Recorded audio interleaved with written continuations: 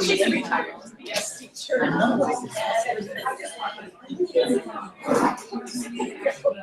wouldn't want to watch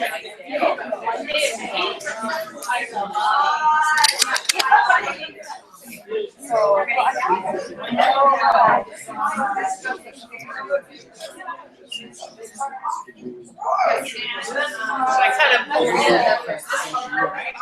Hey guys, we're going to get started in about 2 minutes. We have a packed agenda. So go ahead and find a spot.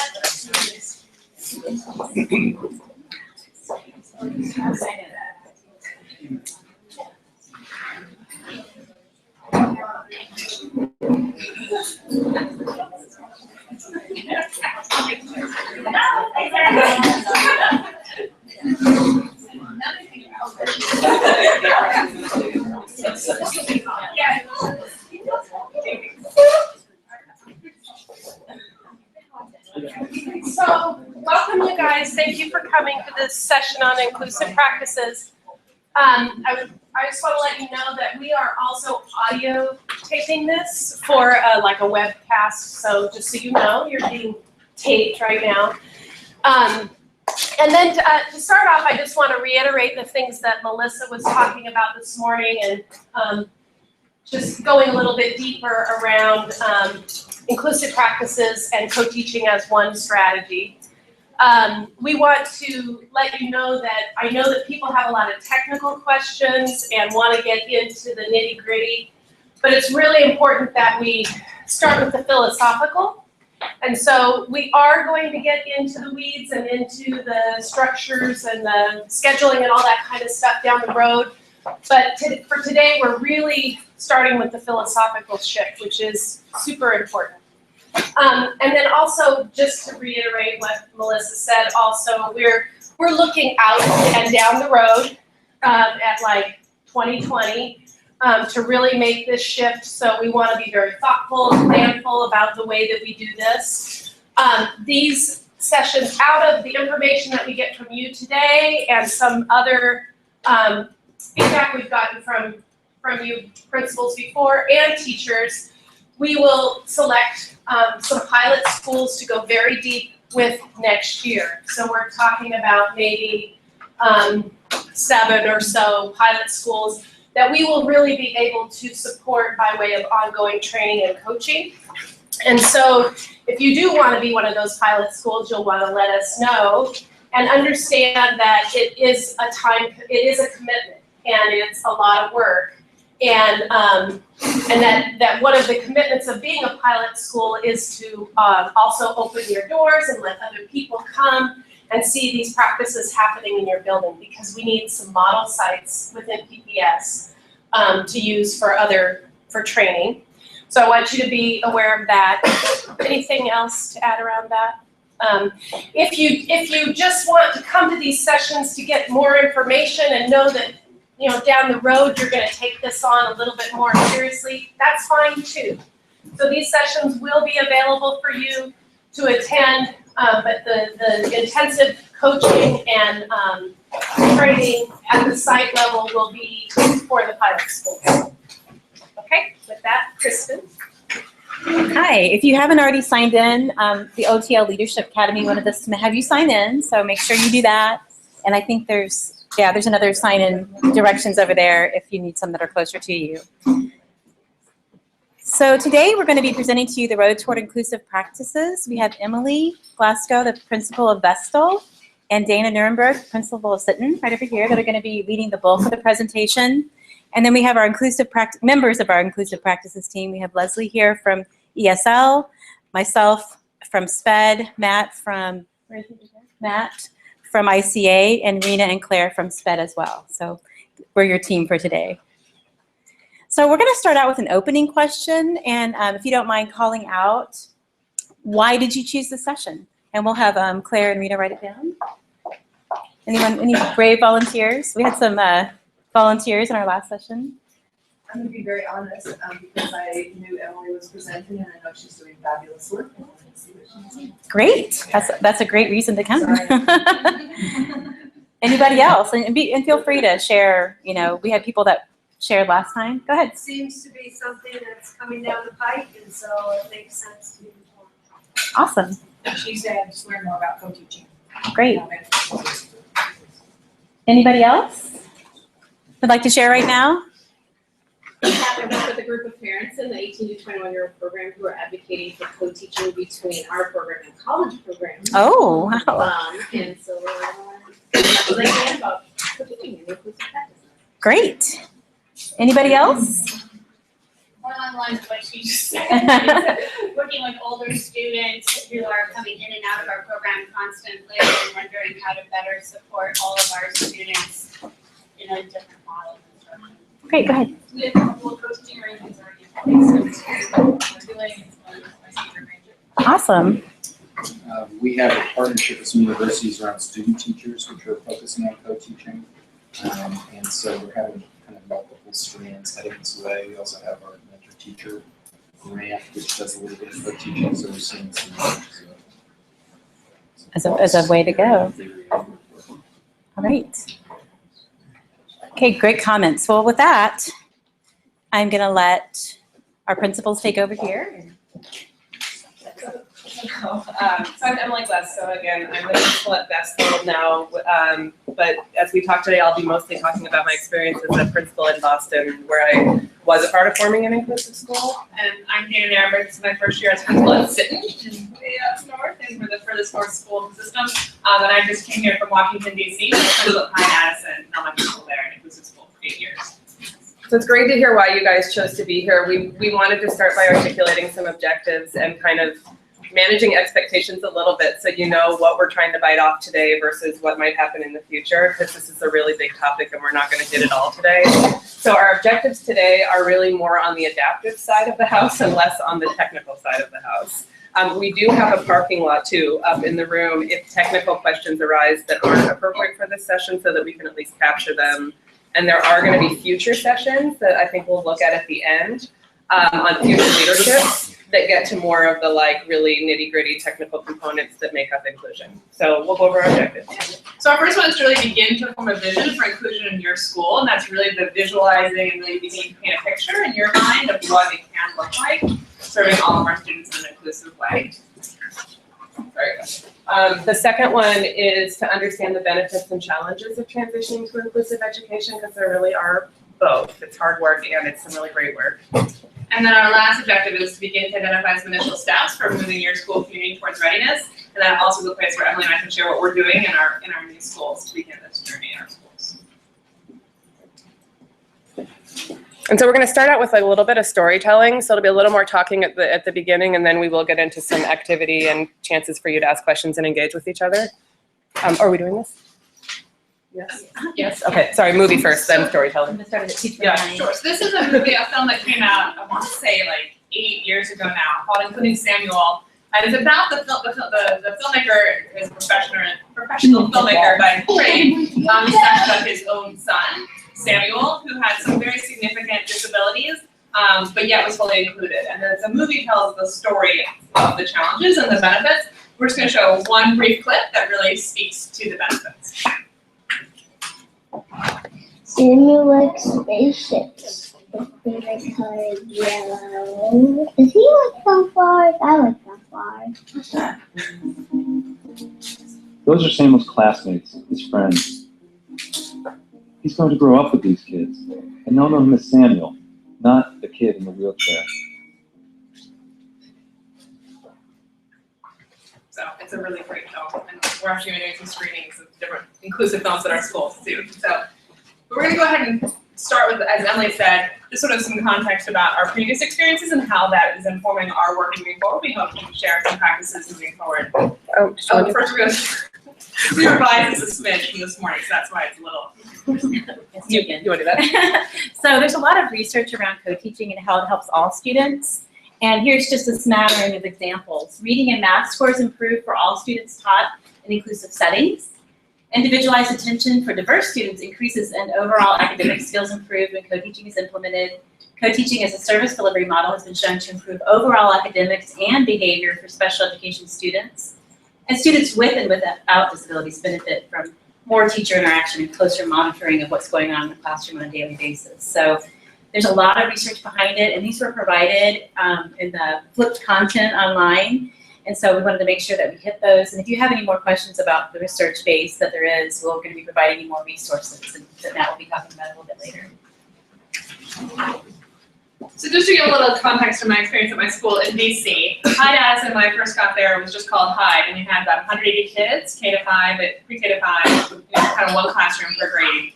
And we had a really diverse student population, racially, culturally, socioeconomically, linguistically. And we also had a range of learners, as every school does, but our range was particularly great. We had everything, and the school continues to serve a really wide range of children. We had one special education teacher, and we had inclusion, meaning what that meant was that Ms. Bird would kind of show up and be like, hey, how can I help out today? And she was very gracious, and the teachers were very gracious in welcoming her, but the benefits were not that significant because it was very spontaneous, not well planned, and the resources didn't really match what we really needed to do to serve our students effectively. We had the opportunity to expand into another historic building on our campus, and so over the time I was at the school, we doubled in size. The expansion was to be, the other building was being renovated as a special ed school, and I was really uncomfortable as an educator with the notion that our kids would be segregated and separated in that way. It just didn't seem right, it didn't feel right, and it also was kind of not really in compliance with federal law and best practice. So we had the opportunity to grow into the school and grow our program as we did. And in order to prepare for that, I really worked closely with our school community and our parents to really think strategically about what we needed to do so we could be optimally successful. For our teachers, for our classroom teachers, a lot of times there's a lot of fear over serving all kinds of kids because of lack of knowledge, lack of understanding. There's also sometimes there's a proprietariness that different disciplines within our field have. Like I'm an ESL teacher. I have this ESL expertise. I'm a special education teacher. I have this special education expertise. I'm beginning to break down those barriers and begin to understand how we are all teachers of all of our children and how when we sit together and I learn from you, I take and borrow those practices and embed them in my own practices moving forward. And so we did a lot of shared work. We did a module, a whole training called Schools Attune, which is about neurodevelopmental diversity. So all of our teachers could understand that all of our kids come to us with strengths and all of our kids come to us with different challenges. And the more we understand that, the better we can serve them. We also recruited staff who were really aligned to this vision. And then over time, it really kind of became a big part of how we operated and who we were.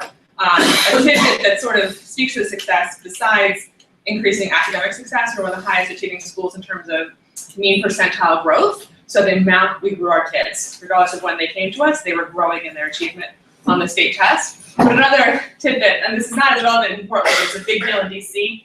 Special ed in DC is an exceptionally litigious environment. It's a huge industry, and I mean huge. And we're doing, the school system's doing better now. But one of the most prominent special ed lawyers, Michael Ige, who if I said that in a room of DC people, everyone would kind of cringe. He would recommend our school to his clients. So that kind of speaks to what we were doing and the quality of the programming in place at our school.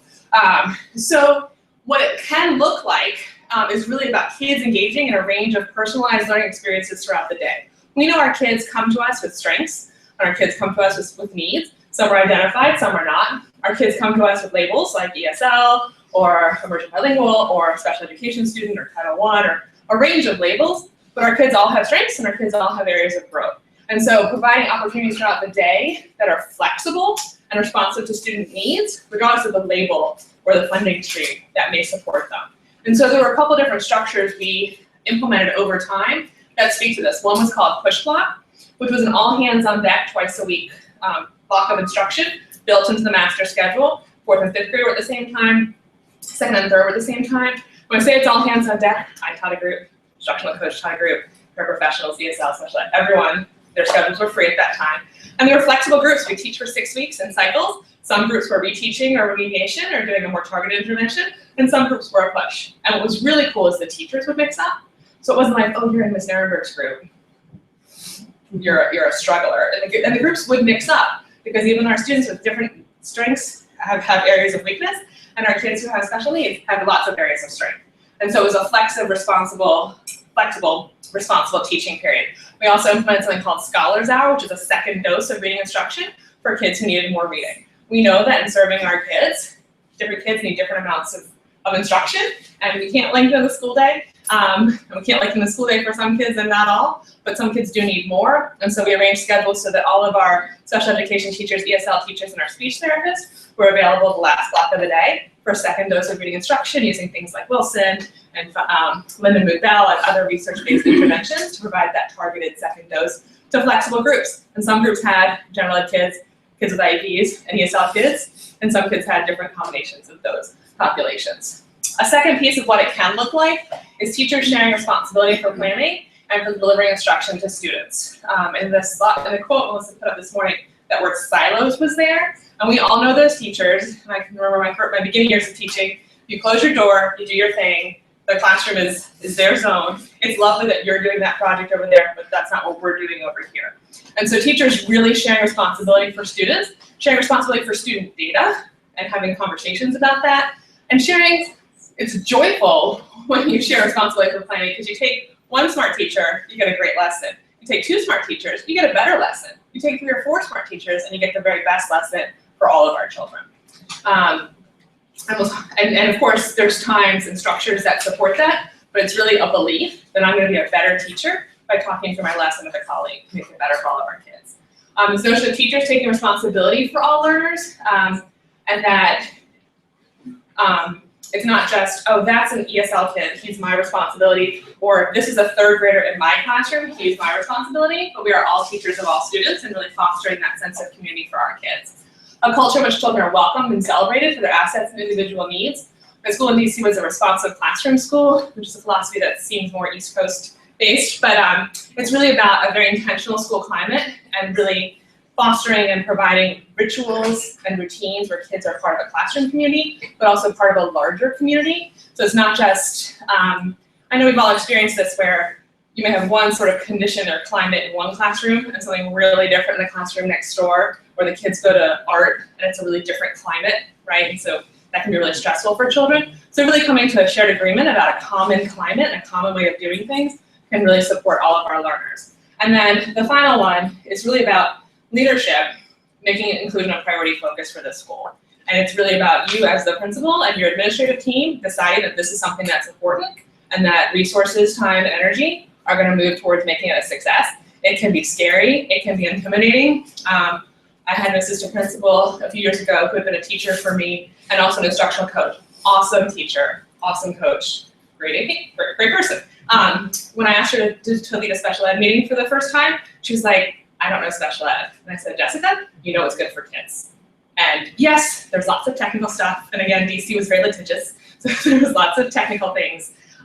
But bottom line, it's about knowing what's good for kids and putting yourself in the shoes of those parents and putting yourself in the shoes of those kids and making sure that opportunities are really available to them. I was just going to share a little bit of my story too before we get you into groups. So I'm now in my 2nd year at Vestal. Vestal is not what I would call an inclusive school. I have not, as a leader, articulated we are going to be an inclusive school, but we've started some of the groundwork. Like we're dabbling. We have a student with multiple handicaps included in kindergarten this year. We're doing some co-teaching where it makes sense.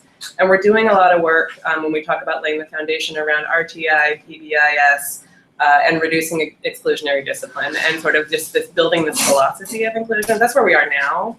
What I want to talk more about is my experience in Boston, because I did get to be, and I say it like that because I feel really fortunate to have been a part of this. I did get to be part of sort of growing an inclusive school community into a true inclusion school, full school-wide, and I wanted to talk about that. So when I first got to my school as the principal in Boston Public Schools in 2006, it was a very traditional school, sort of like what Dana described. Her school was like, brick building, lots of veteran teachers. General ed teachers did their own thing. There was one learning center resource room teacher for everybody.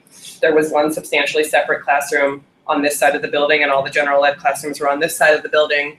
and everybody did their own thing. And I think a lot of our buildings look like that, this very traditional special ed model, and there's my kids and there's your kids, and I'd always been really interested in inclusion, like it sort of like matches my general philosophy about things, but I didn't like set out to be an inclusion champion and build an inclusion school, right? So I got to the school, I'm kind of assessing what's going on. We got to a point where we were told that we were growing into a pre-K through 8 school. It started as a K through 5 school. And as part of that growth, the district came along and said, one of your pre-K classrooms is going to be an inclusion classroom, by the way. Because districts do that sometimes, right? So they did that. And I was like, cool, because we're taking on middle school, we're taking on another building, sure, we'll do inclusion, right? So, and I was kind of like, and what does that mean? Like when they grow up, like, okay, they're gonna come in at 4, we're gonna have this program, but like, then what? And the district was kind of like, oh, we'll see, And so I was like, all right. So it was one of those like leadership moments, like I have a choice. I can like take this as like a separate program, kind of try to make it work, give it some attention, or it could be something we could own and turn into like something really transformational for the school. And I kind of watched it that first year. And what I saw was this like amazingly effective and transformational thing happening in the one classroom where this was happening. And I saw kids with Down syndrome and CP and multiple sclerosis and autism and everything else mixed in with general ed students. And it was amazing on all sides. It was transformational for the teachers involved, it was transformational for the parents involved, and for the kids, general ed and special ed. So special ed kids were having language models that they would never have had if they'd been in an autism classroom or a Down syndrome classroom or somewhere else. And it was like in 1 year, I could see like there's something to this, like this is good for everybody, and I was pretty sold right away. And so then we had to do some thinking about like, well now what? Like these kids are here, we're a KA program, do they get to stay or do we send them off somewhere else? Like, cause that's kind of what Boston did. It's kind of what we do sometimes, right? It's just kind of kids have to go different places to find the program. And so within a year, it became clear like we need to really think about this and what it means for our whole school community. And we formed an inclusion planning team that included teachers, general ed and special ed, parents, general ed and special ed, myself, and district partners from the central office. And that team actually continued meeting through the next 6 years that I was at the school. So that was like an ongoing, it became a very powerful like leadership team in the school. And initially what that team did was go out and look at models. And we were fortunate in Boston to have models. So that's like a big question mark here is where are the models here? And that's something we've been talking about, we can talk more about. But we went out and we saw models, we saw what it could look like. We read research, we did all the stuff you do when you're trying to learn about something. And we started to map out like, here's what it could look like in our community. And we started to come to consensus on this team that it was non-negotiable that this was gonna happen. Like that this was the right thing to do for our school, and we kind of articulated why. Like we came up with like, okay, we have children in our building who deserve to be able to stay. So like that's just a moral imperative. They're part of our community, and how are we gonna create a program that can last them through age 14 if they want to stay that long? We knew from research and best practice and just looking around the country that this was the thing to do at this point. Like that there was no good research to support substantially separate special education, and there was lots of good research to support inclusive education. And we had a data thing to deal with. So we were able to put out to our community, like in the first 2 years I was at the school, we more or less were able to bridge the achievement gap racially through using data and RTI and all that stuff, but we still had this huge special ed, general ed gap. And it had never changed. It was always the same. And it was like a 50-point gap. It was not a small gap. And I think initially some people, lots of people thought like, well, of course, like kids with disabilities aren't gonna do as well. Like, there's always gonna be a gap. And I think we began to question that and say like, why? Like if we're accommodating and modifying and giving alternate assessments and all these things, like that's not that gap doesn't have to be there. Like our special ed kids can do much better if we give them models and we raise our expectations and then we modify the way that we're letting them show what they know. And so we put those things out to the staff, and really I should say I put those things out. So this came from a committee. There was like, I had a little team of champions. But it was really important, and this is this last bullet here, for me to say to the teaching community, this is what we're doing. Like, this is the right thing to do. Here's the 3 reasons why we're doing it. I love you all. You're all fabulous people. I hope you take this ride with us. If you choose not to, we have a transfer process. Like, it had to be that clear as a leadership priority with the teachers. Nobody ended up transferring, but it was really important to say because it might not be for everyone. Like I was asking a lot of people and it was something that they hadn't necessarily signed on for, right? And some of these people have been doing this work for a long time. So that had to be articulated many times. It also had to be early on articulated to the community many times.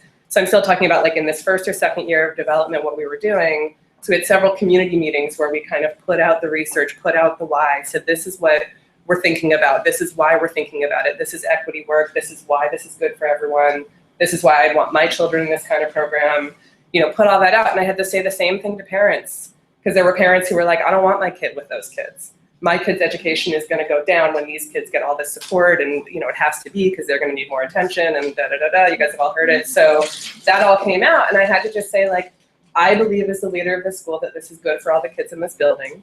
We're gonna do everything we can to make that true. If you don't wanna be here, there's a transfer process. You know, like, so the same thing I said to the teachers, like there are lots of other schools that are not doing this work right now. Choose one, you know, and one family did, like early on in that process, I remember, and this parent really clearly articulated, like, I don't want my kid in the classroom with those kids. And I was like, okay, you know, this is everyone's classroom, and if you don't want your child here, you can transfer, we'll miss you. And they transferred, and then actually like it came back 2 years later when the word got out in the neighborhood that actually what inclusion did for the school was increase resources for everybody, increase support for everybody, and build a better school for everybody. But I think that leadership line at the beginning of I endorse this, I believe in this is right, and I'm gonna support this is really important. So we did that early on. We grew and we grew. We did a lot of PD.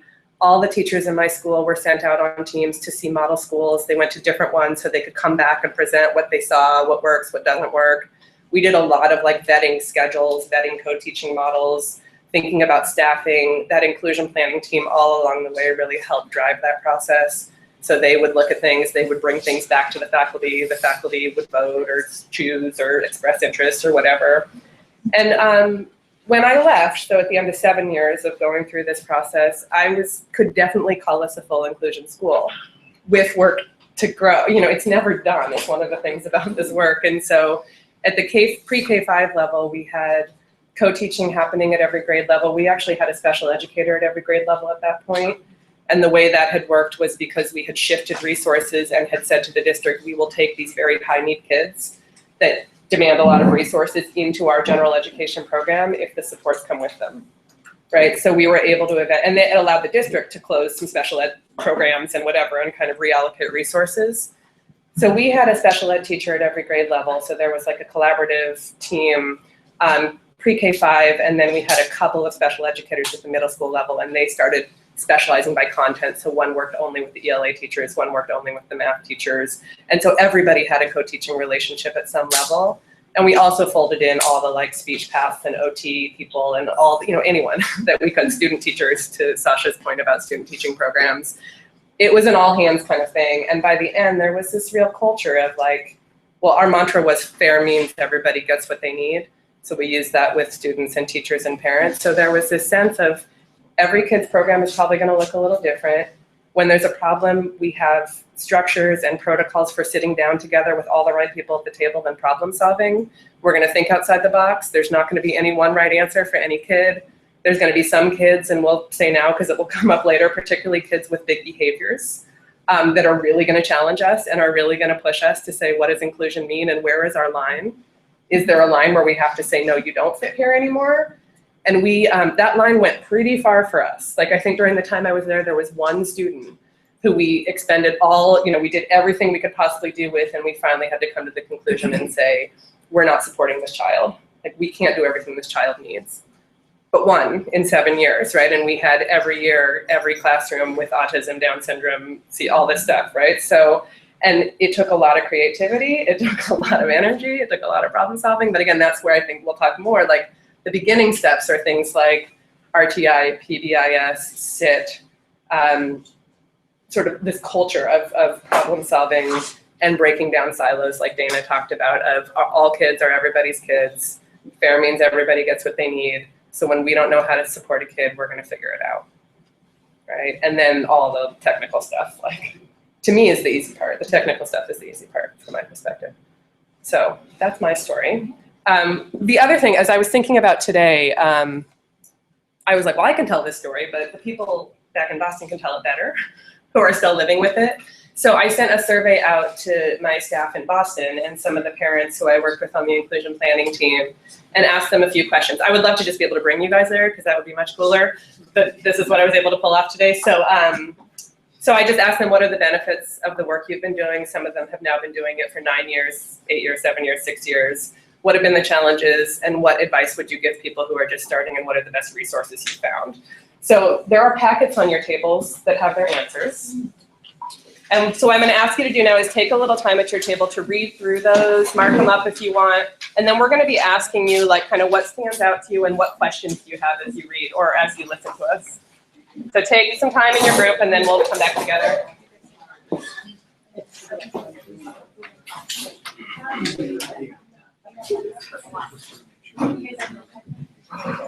Oh, yeah, thank you.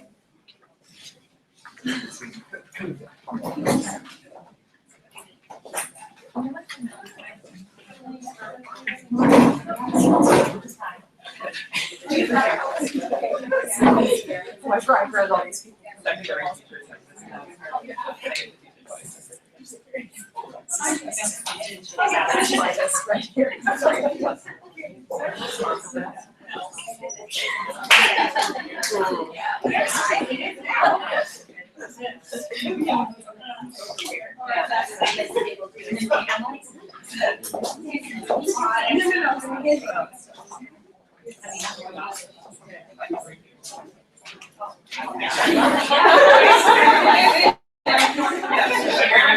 I'll show you mine. Yeah, okay.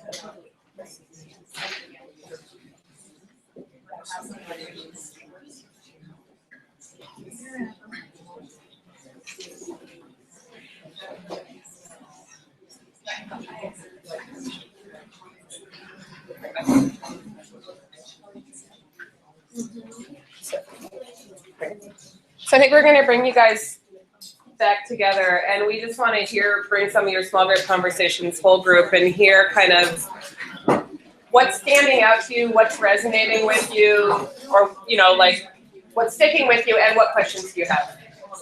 Okay, and I think Rena and Claire are charting. So either what's standing out to you, what's catching, and what questions do you have? And then we'll try to maybe answer whatever questions we can. Someone in the room might be able to answer. You were all talking.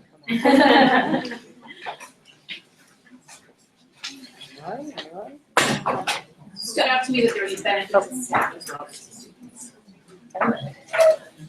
Melissa, you're Yeah, so I really appreciated the quote around changing a culture of educators who may still believe that kids with special needs can't learn in the mainstream classroom, and at the same time, changing the culture of parents, exactly the point that you were saying, you want it to be separate, want their students to be separate now. other things that either are sticking with you or questions you have? Yeah. Something that resonated with me was the idea that inclusion builds empathy and acceptance. And we teach the students critical skills of empathy and awareness at an early age. I'm curious how the school community wraps around this idea of inclusion, like what do play dates look like? And how do they think about that? I really like that it accommodates the abilities of all learners, because I feel like there are a lot of students who are not identified necessarily with a disability that this kind of model can really support. That's a really good point, because in every single classroom and every single one of our schools, there's not a homogeneous group of learners. I don't think, right? I've never seen it. So even if they're all high achieving, they're still not a homogeneous group of learners. So really, the more teachers are co-planning and sharing their practice, the just smarter all teachers get. Because once a teacher learns how to scaffold a lesson effectively, or really smart reading manipulatives, or a different way to communicate something, that's part of his or her practice. So the next time he or she plans forward, that's just integrated into how they operate. It also makes like the expertise, if special education teachers do have an expertise, which, it can be argument whether it's an expertise that other people can't have, I guess is what I'm asking. It gives everyone access to that. So like if there's an ESL student, a special ed student, a general ed student that are all 3 grade levels below in reading and all need Wilson intervention or Read Naturally or Orton Gillingham or whatever it is, your specialist trained in that can serve all of them at the same time. And it's okay as part of your model, so there was something over here.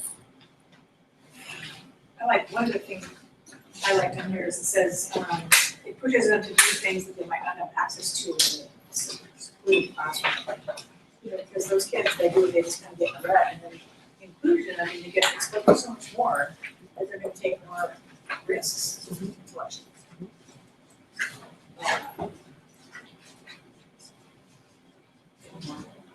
I was laughing when I read the challenges because it sounds like our staff meetings. And a lot of it is the collaboration time. And one thing we realized this year, Lisa McCall and I last year, is that as educators, we're really, especially if you've been in the profession for a while, you're really stuck in paradigms as to how much time you're supposed to spend in staff meetings, how much time you have to do this, how much time you have to do that. And one thing we did was we actually cut our staff meetings down to an hour, and then put our committee meetings afterwards, so we had all the rest of the days open for SIT team meetings and collaboration. Because I realized, at the end of the day, are they really gonna be engaged for 2 full hours in professional development? So I figure there are some exceptions sometimes, if we have guest speakers, but I figure if we can't do it in an hour and do it effectively, it's just like a middle school lesson or a high school lesson, then we don't need to do it because they're not gonna be engaged anyway at the second hour. Yeah. So it's just being really creative. Yeah, and then I think you can also support, so there's creating the time for co-planning, and then protocols and scaffolds to help people do it effectively and efficiently, because it's not something people just know how to do, and those exist. So I can tell you that all those are today, but there are many out there. Some of them are Google-based, there's a lot of technology that can support that, and then some are just like my 5th grade team really hooked onto this thing they learned at a training where once a week, they sat down together, and for a half hour, they went right down through their class list, and for every kid, the 3 members of their team all gave a thumbs up, a thumbs down, or a thumbs to the side based on how that kid was doing that week. They knocked through the whole list, and then they would come back to anyone that had a thumb to the side or a thumb down and talk about why and what's the solution gonna be. They timed themselves. They did this every week for a half hour, and it was their protocol. Right, so, and we learned it at a workshop. I mean, so there's like a million of those kind of things out there, but I think if you don't also help people learn some of those tools, then they're just probably gonna end up sitting around and venting about something that's frustrating them and not being very productive. Can I ask a clarifying Not all of them, yeah. I have a question. So one of the things that we're struggling with is we have some co-teaching and pushing, quite a bit of pushing going on. But trying to find when you've got 6th grade levels, and I know you have more than that, and 1 teacher or 1.5 teachers, even with that hour once a week or whatever, how does that person hit every grade level team meeting? We had our leadership meeting last night, we talked about the strategy that would happen within the school day, which then takes away that teacher's time to be with kids for once a week, or once a month, whatever it is. But how do they manage actually getting some thoughtful, effective planning in with every grade level with the kids they need to? Well, because we have 9 grade levels, we have a little more staffing to work with, not a lot more. Well, we actually only have 1.5 learning center teachers, but we're using all of our previously sped assigned only staff differently. And so it's given us more flexibility with that, I guess you could say. So, and then also cutting that staff meeting time. And we're trying to do more in the actual PLCs, you know, trying to reinforce the PD in the PLCs. And so that extra hour that would have been staff meeting time previously certainly helps with that. And then the more open after school days, the other days, because some of the committee stuff is getting out of the way on those Mondays also, is also helping to free up some of that time. But it's a challenge, we are truly challenged trying to find time during the school day for, I mean, that's honestly the biggest thing for us is the collaboration time. If you want to do it right, and you really want actual co-teaching to happen. Well, and that's what my teachers are doing, they're having to teach after school, and, you know, that's great, but. And I think, I would say like some is better than none, right? So even if it's once a month, that it's a dedicated time with each team and there's a protocol for that conversation, and then there's like some Google Docs flowing between meetings or something. You know, you kind of work with where you are. Again, it's this philosophy and this belief of like, we have a problem, we're gonna find a way to solve it because this is important. And then you work out the best technical solution you can. So it might be an alternating schedule if you don't have, none of us are gonna have someone at every grade level. That's not a reality right now, right? So, yeah. Another thing, I mean, I'm talking to the PAT. Like to be an effective, amazing, awesome teacher every day, you can't do that at the designated time. And if you think that that's the case, you were misinformed when you went to school or thought about being a teacher. And so, the most effective people in your building are the ones who are staying after school or getting there super early and planning. And so it's about really supporting that and fostering that and just sort of nurturing that. We had a ton of planning time in DC. But my most effective teams are the ones who like, first of all, we can't start this conversation because we don't have the ESL teacher at the table, and she's always part of our conversation. And just sustaining that environment of like constant learning. And also pulling back on the other pressures and the other, like this is your plan, right? So it's not, so this is how planning time should be used, is to plan. And I know that that equals CAT. Well, and, yeah, I mean, I don't need to touch them more, but the afternoon time, which is their own, and I have teachers that put in way too much time actually unhealthy. But if you're the ESL teacher and you are co-teaching at K1, 2, 3, 4, 5 every day after school, for how long? You don't have that time.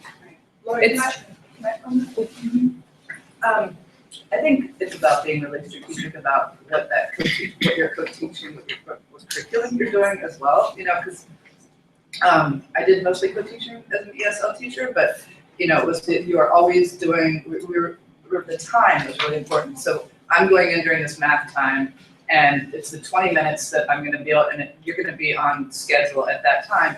And then if you are doing bridges, I mean, it's a matter. For us, it was a check-in once a week as to are you on that week? What week are you on? Because then I was responsible for knowing that lesson that the classroom teacher is responsible for knowing, so why shouldn't I have to look at it ahead of time and understand it?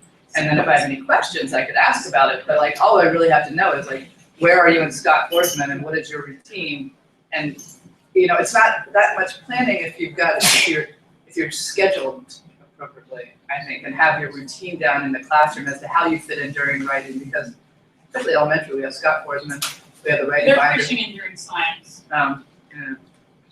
So And there is student level planning around this kid and how are we gonna make this lesson work for this kid, and those are really important conversations. I mean, there's also some like technical PD to do up front to make sure that special ed teachers understand the general ed curriculum and general ed teachers know how to read an IEP, know what their role is in implementing the IEP. Like getting some of that done early helps make the conversations more efficient. But it's never not gonna be, I mean, these people have been doing it for 9 years. Yeah. And they're pretty good at it. Like, I think that they look pretty awesome when I went in their classrooms 2 years ago, and they still feel like it's really a challenge. And I just want to say, I'm not Yeah. pushing back because I think there's something, because I don't agree with this, Yeah. I do, and we're ready to do it Yeah. based on what we have in Yeah. place already. I'm just one of those people that Yeah. now I'm anxious because I want to get going, Yeah. and I don't feel like we have all of what we need to do Yeah. what's best for Yeah. kids, so. Yeah, and it So will. so I appreciate the. It should be challenging. It is challenging. It will be challenging. Yeah, Sabrina. Well, I was just gonna kind of tie on to that. There's a quote from a mom of a SPED student here that said, inclusion done well is slow, steady, purposeful, and inclusive. And I wonder, you don't have to answer this now, but I wonder, looking back at the beginning steps, how you made sure teachers had a successful experience early on. You know, I think there's so often that time where we have a teacher right now who was like, I'm really nervous, I don't know how to teach a Down syndrome kid, and now she could be making a movie on, you know, Simon or whatever his name was. But anyway, you know, what the plan is early on to get real success and just true life experiences that are supported enough to say, now I'm looking forward to next year and what else I'm gonna learn. Yeah, and I mean, Dana talked about some of the like disability-specific PD, a little bit alluded to that, so that's one thing. I mean, that mom trained every teacher that worked with her kid. That's interesting. Because she All understood Down syndrome moms. and she'd been to so many conferences and she would bring them books and resources and say, this is what worked. And we did a lot of like year-to-year transitioning between teams of teachers who were passing one student to another, having them come observe the student in last year's classroom before they were transitioning, so kind of knew you're gonna be going to your classroom next year in May, you're gonna come watch what it looks like, and then I'm gonna come next year in September and support you. So that stuff, because even if you know a lot about Down syndrome, every kid's still gonna be different. Right. You know a lot about autism, every kid's gonna be really different, right? So like there's only so much you can learn. It's more of that skill set of like, there's a problem, I'm gonna learn what I need to learn and try to understand it, and I have a team of people who are gonna support me. That also, what resonates with what you just said is using the families in a different way. I mean, they've been with this kid their whole lives. They know a lot. So that's, Yeah, yeah, and then I was in the last one, like I did a lot of relationship counseling with co-teachers too, is the other thing, is the relationships don't all come naturally. Some of them came really quickly, but most of them did not. And so it would literally be people coming in my office in tears, I'm really frustrated with so-and-so, she didn't give me the shelf I wanted, and like, you know, whatever, and I have to be like, have you communicated that? Let's talk about, let's role play it, do you want me to be there? You know, I mean, like, that stuff all has to happen because adults don't just, especially teachers, like, don't know how to share space and stuff very well, right? So there has to be at least someone on your staff who can do that too. Yeah, another piece we talked about, Serena, is the constant learning and the culture of constant learning, and sort of creating that environment and sort of being partners with your teachers on that. Because our most exceptional teachers are the ones who most want to do the very best job. We all our teachers want to do the best job, but they don't want to feel like they don't know something. And sometimes even our special ed teachers don't know everything about every single disability. And a mom of 2 students with children with autism, one with like, you know, one kid with autism, you know, one kid with autism, right? So that, I mean, even if you had a really great inclusion experience last year with student with autism, doesn't mean you're prepared for the one for next year. And so just a culture of constant learning and supporting that and feeding that, and as the principal, sometimes that's also being like, I don't know, but I'm gonna learn with you, or I'm working with you and being a real partner.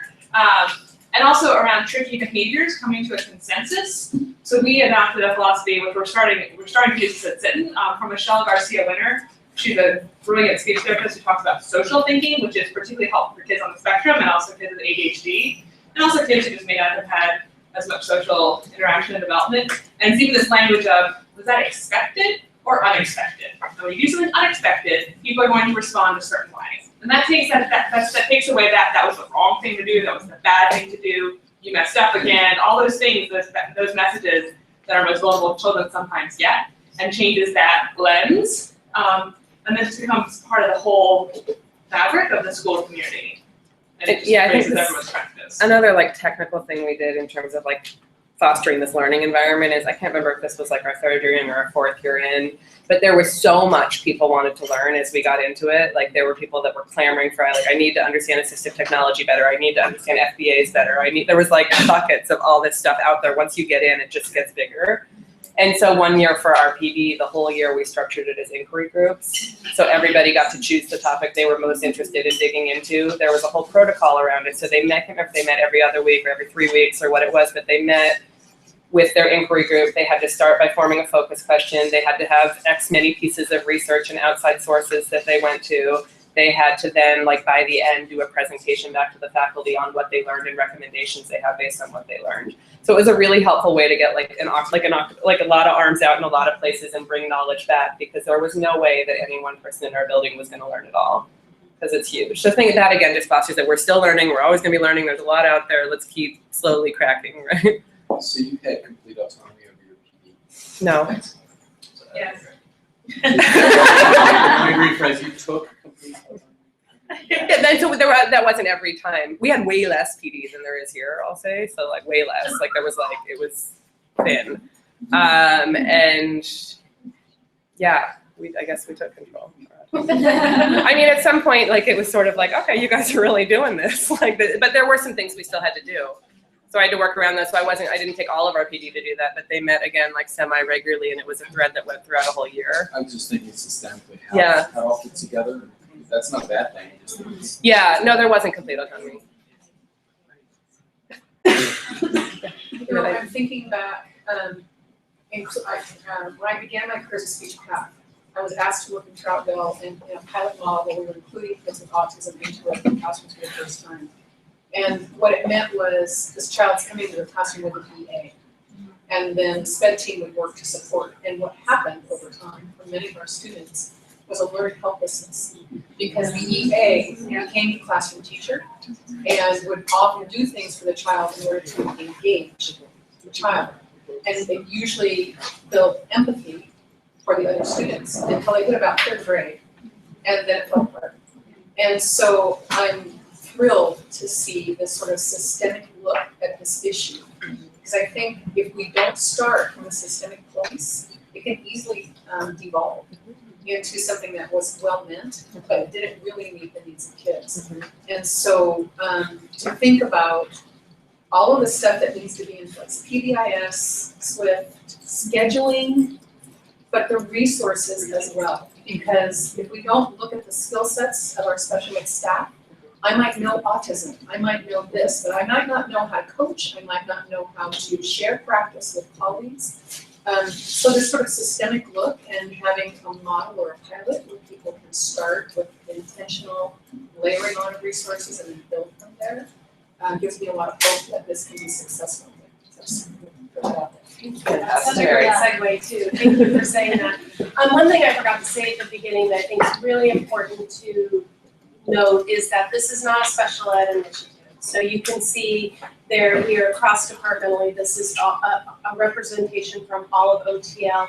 ESL has been engaging in co-teaching for several years, and many of you that are doing content ELD know that. Their teachers have been doing this.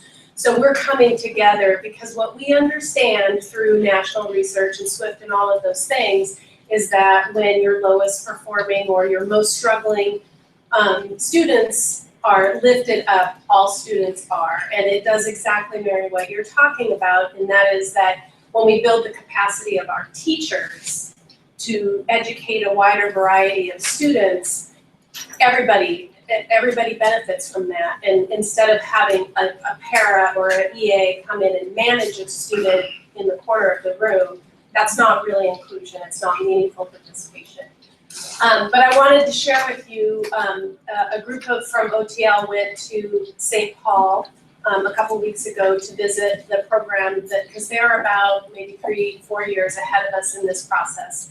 And St. Paul is kind of like a sister district to us, very similar in equity work. They've been very engaged in courageous conversation for many years. A little bit smaller than our district, there are about 46,000 students.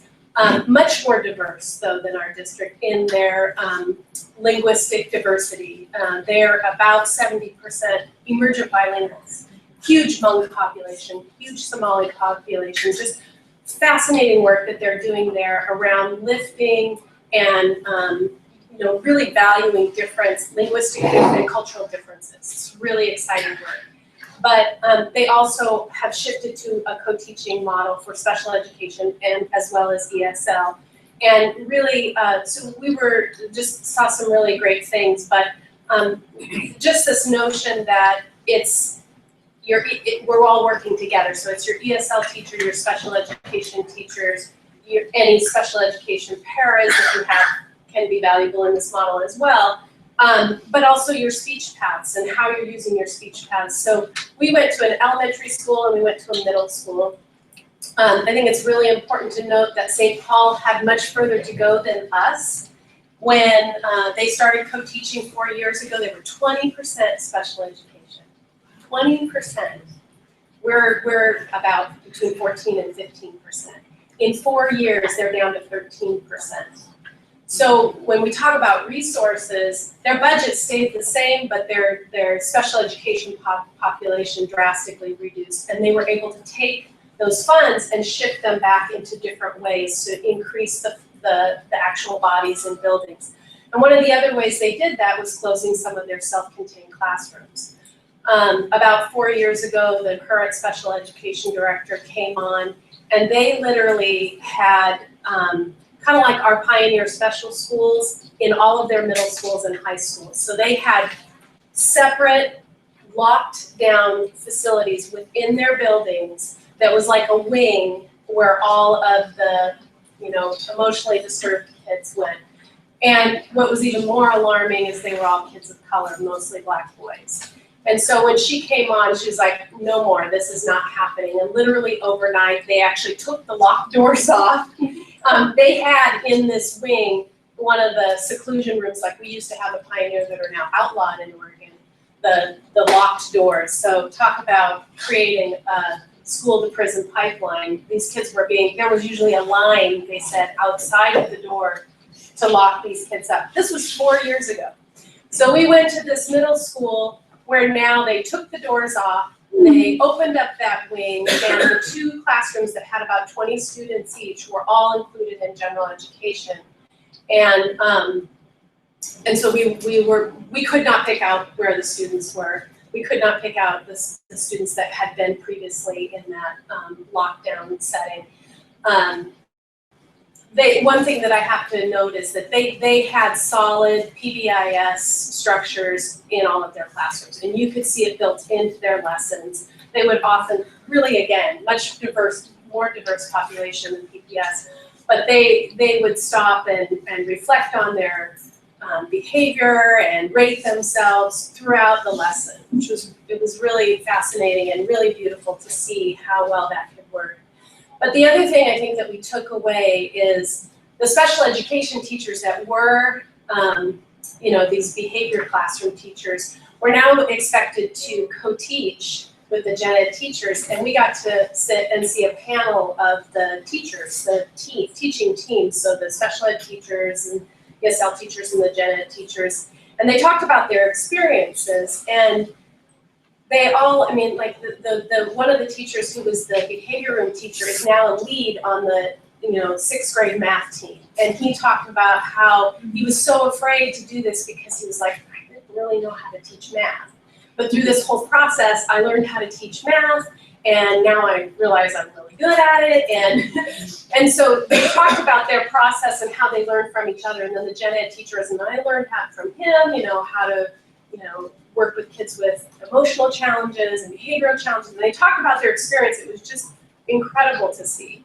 So anyway, I wanted to share that experience with you just so that you know that we are looking also, not to go into the weeds with the technical part, but really looking at how we spend our money and are we getting the outcomes that we want for that? And if we looked at a way of, all kids being served in their neighborhood school, what would those resources that follow those students look like? And so that's kind of all I would say about that. Yes, Robin. Hi, Mary. Hi, Robin. How are you? Good. I really like your shirt. Your hair color's great. I really can't see your shoes, but I'm sure they're very nice. See, 3 to 1. I'm just kind of curious, like who went and observed in Minnesota? So it was myself, Kevin Bacon, Michael Bacon, Bun, Sean Murray. Any building principals?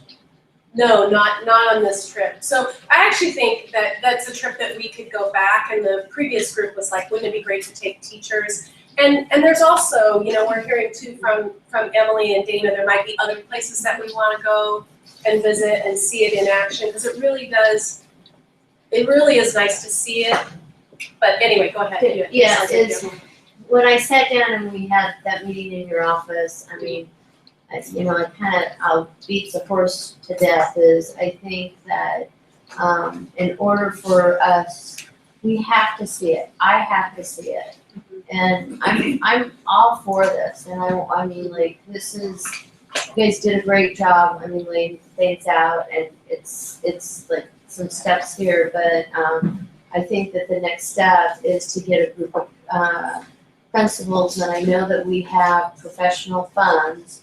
And, I've told you this, I'd be willing to use those funds and those PD days to go back and visit schools. But if you want buy-in, and you want buy-in from us, and this is the direction we're going, is that we have to see it in action. I mean, not all of this, but I mean, and some of us absolutely, I do. think, and that's why I said, like, in the beginning, the first cohort or the pilot schools, we definitely would need to take a field trip like that. But we also need to have model schools within our own district as we roll this out. It's just not sustainable, you know what I mean? So, but I totally hear, I'm a completely visual person, so when I went, it totally jazzed me. Like, I was like, oh my God, this is so doable. It gives me goosebumps to think about it. A list of places. I mean, individual teacher principals can make contacts with those other principals and set up kind of a private, visit. I'm sure, I don't know if you would have, like a cold call, say, can I come and spend a day or two in your building, just kind of So walking. then I'll go to Lisa. I just wanted to say, every classroom we went into had 2 professionals in it. It was amazing. So you could see whole group instruction, small group instruction, and it was high level instruction. Yes. Can I just say one thing about that, Mary? Because you also can do it without 2 adults in every classroom. So I think like you have to have that, because kids can move and adults can move. Absolutely. So there's also lots of other. And we targeted, obviously they target our visits, so there's not 2 people in their classroom all day long, so it was at key times, and so, yes. I also agree with Robin about, for principals that want to see what it looks like and interview and ask questions, that information is so valuable. And, having sites like the school in Boston, and there's schools in Maryland and other places across the country, I think would be very beneficial. And we also have schools that are right now doing inclusive practices. It would be great for those schools for us to go back and visit some of those schools. I just think that's very valuable. And absolutely, I wanted to say that I know there are some great things happening even within PBS, and so I think Matt's going to take you into a resource that we're going to have available for you, but we can take field trips even within our own district and see some of these practices happen. I was gonna say, if anybody's curious, if you just go to swift.org, they actually have videos from all over the Swift schools all over the country where you can actually see different forms of inclusion happening. So this is a really excellent way for me to get in, because it's talking about resources, and it's so I have to walk you through the process of getting into my classroom, And so what I want to do is I want to get everybody together in a specific site where we can share information and we can also document any important resources. And so you're going to be doing that. We have directions in the back wall, and we also have directions up here. And I'm just going to open up your browser, preferably Chrome, and you're going to go to classroom.google.com. And when you go into classroom.google.com, you're going to be asked to represent yourself as a student or as a teacher. Please click Teacher. And once you go into Teacher, you're going to see a little plus symbol, which is going to be where you can add or create a class. And you're going to join my class by a code. And I'm sorry if I'm going a little quickly, but we are tight on time. The entrance code to the classroom is on both walls is 3, and this is case sensitive, 3 SIR 4ZJ.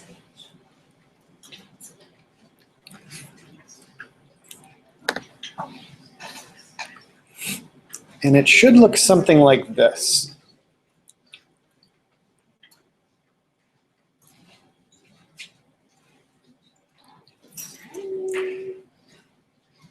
And I think maybe the next session next month, I'll give a more substantial tour of this resource. But what I would like you to do is just scroll all the way down, all the way down, down, down, down, down, down, down, down, down, down. And this is our exit ticket. And this is where you're going to decide what seems like good sessions for future reference, even if you are coming or not coming to inform our team as to what would be best. And so this co-teaching for leadership PD exit ticket is at the very bottom of that stream. I'm trying to differentiate. I know some of you guys are there, some of you guys aren't. But it's asking you what sounds good. So we were talking, about visits, if that's high on your priority. That's not on this list, but you could click on other and you could put in the need to see it before implementing it, or however you want to frame it. Yes, I'll go back one. So in the classroom, you're just going to go all the way down, and it has this link.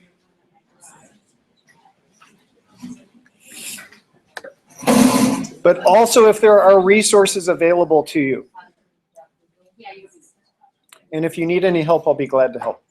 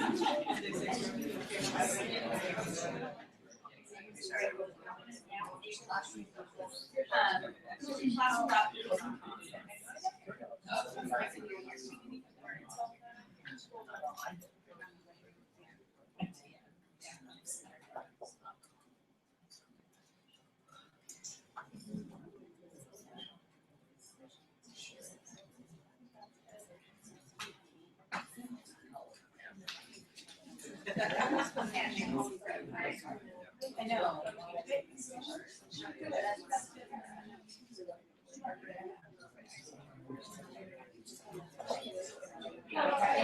Right, yeah.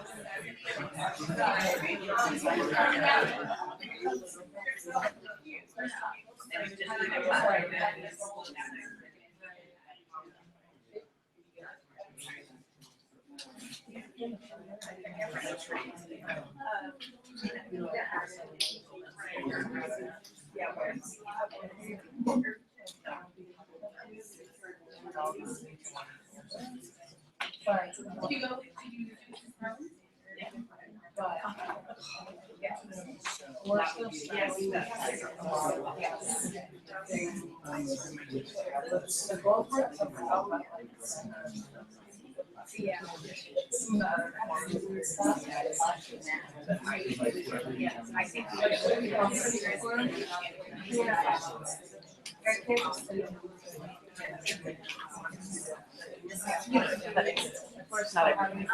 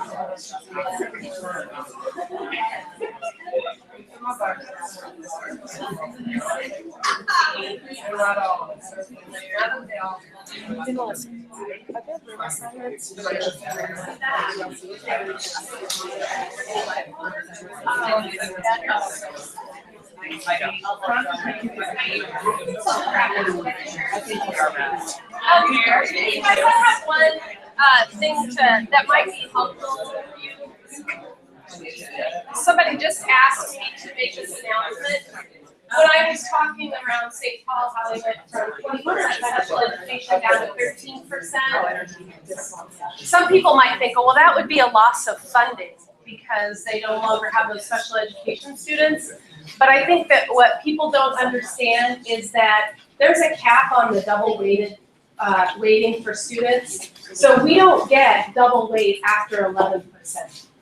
So when we have a SPED percentage rate that goes up and up and up around 15%, we don't get the double weighting from the state after students after 11%.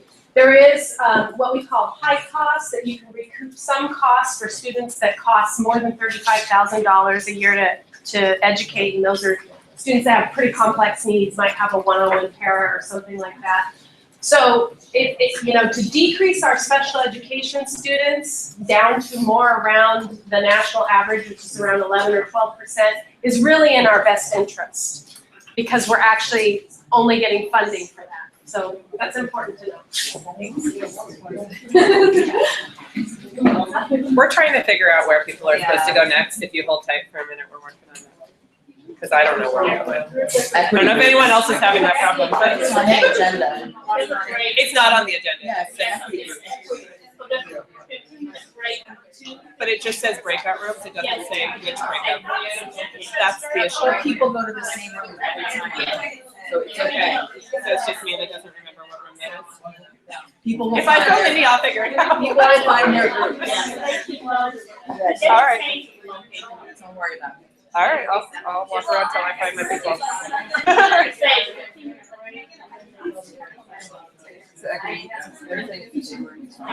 Also, you guys, before you leave, could we please thank Dana and for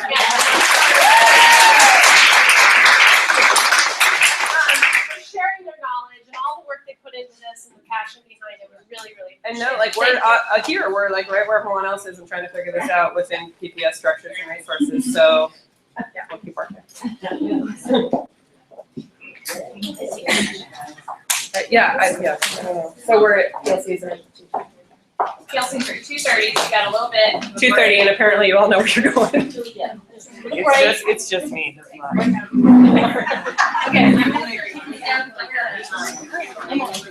Why didn't you know you were doing this? Yeah, I really, yeah. So, and I'll take, hope you don't mind. Okay. Okay, that'd be great. That'd be great.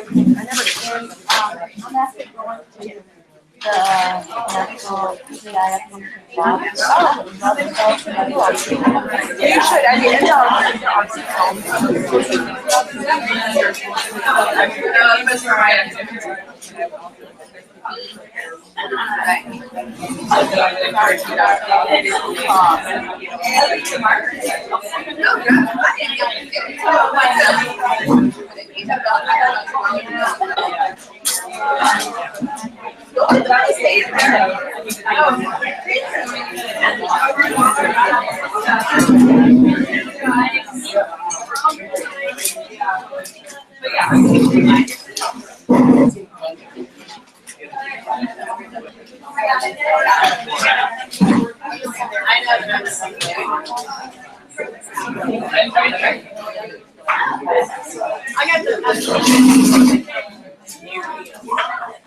I just want to sit down with you.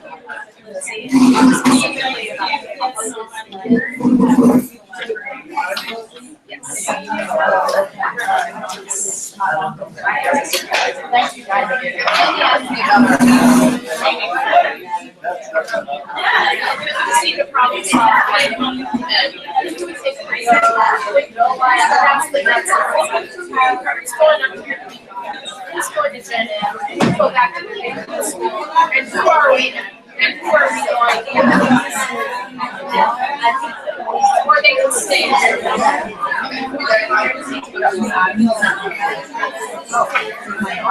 Yes. Transfer policy training, especially. I gotta pick her up at 3:45. So We told her. So those talk about specific kids.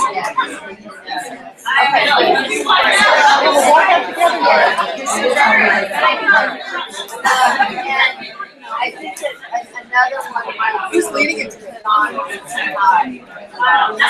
Kevin's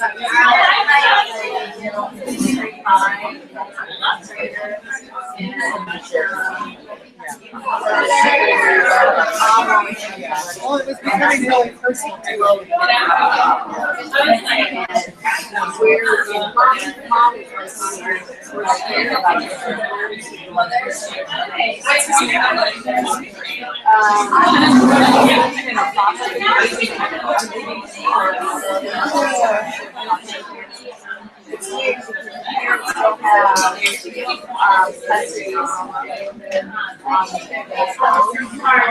I know this kid. I know this kid. And the mom is like in a The dad. Okay. Bring my popcorn. We're now seeing some pretty, today I'm gone and I got two kids.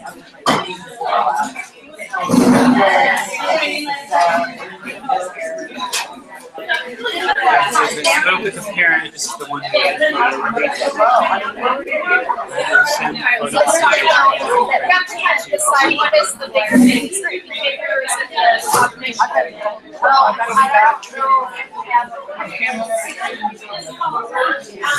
don't know.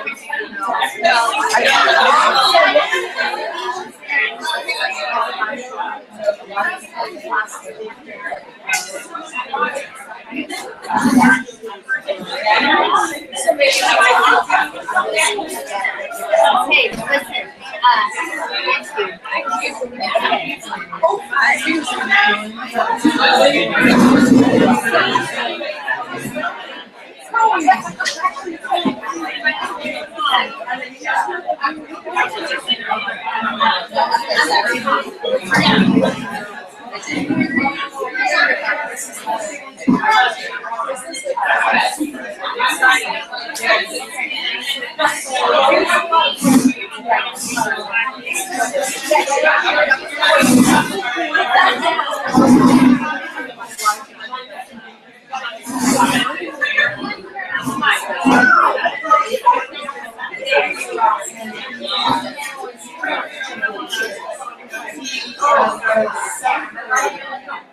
Always right. Oh, you're right. 2 years ago, I was working with neighbors because it's around anger and depression. This is the same. So they put a whole thing like that. I don't know what happened. But this year, increasing.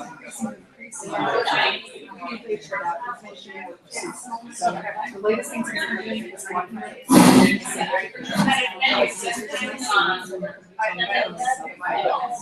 So if you tell me to, I will jump. So, Right.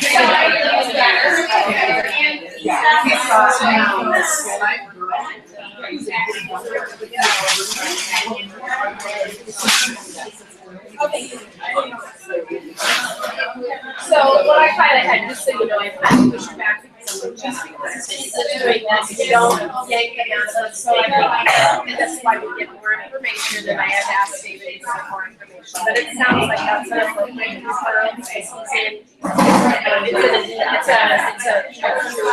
serious issue, and it's like,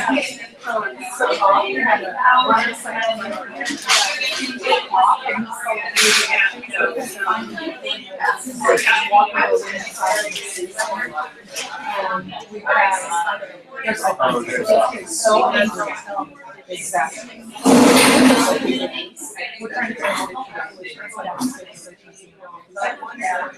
and he's Gen Ed, and now they said they signed. Oh, well. So then it's like, Oh, yeah.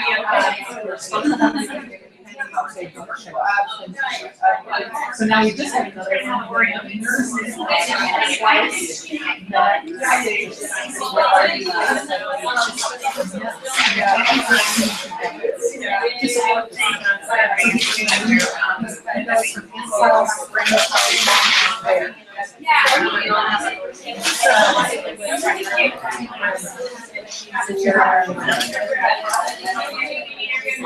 try to get your house. Second, the whole 2-hour meeting was very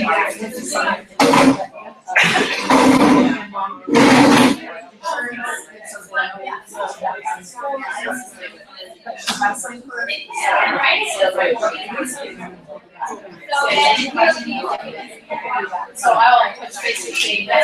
Meanwhile, you can tell your staff that we just prepare an evaluation and stabilization. Yeah, okay. Thank you. I'll get crazy soon.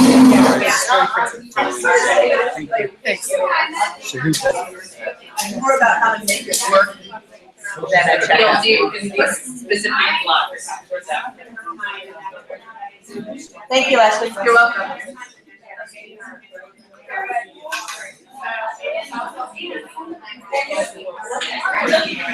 We're always working in progress.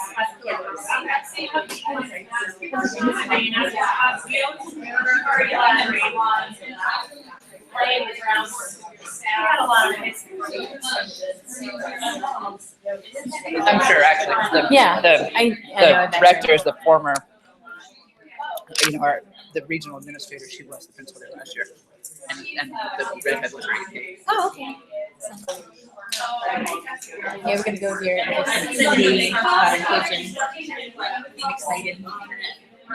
Get started. Well, they're definitely believers.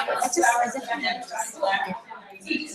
I was saying, I don't know if I told you, but maybe you yes, lessons learned would be a great session. But I don't know if you are including it in somehow. I don't know if but honestly, I think they have to get more on board as far as like, what is their vision and what's the plan and how many schools and what are the logistics and all of that. but doing that vision is not so much, but I can do it. Because co-teaching, right. I mean, co-teaching PD is like an on, we're gonna do a whole year of it. Yeah. So it's an ongoing, it's always gonna be going on. Right. Always, right. Anyway, it'll be fun.